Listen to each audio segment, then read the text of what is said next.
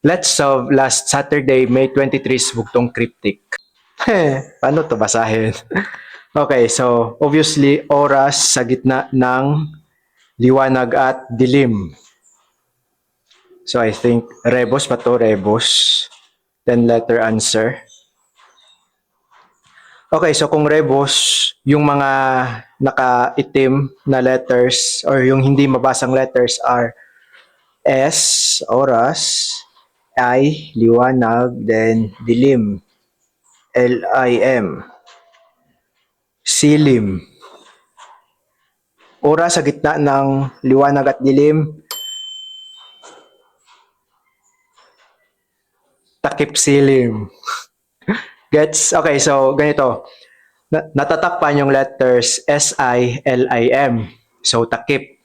So ano yung may takip? Silim. Takip silim. And also, takip silim is the definition for oras sa gitna ng liwanag at dilim.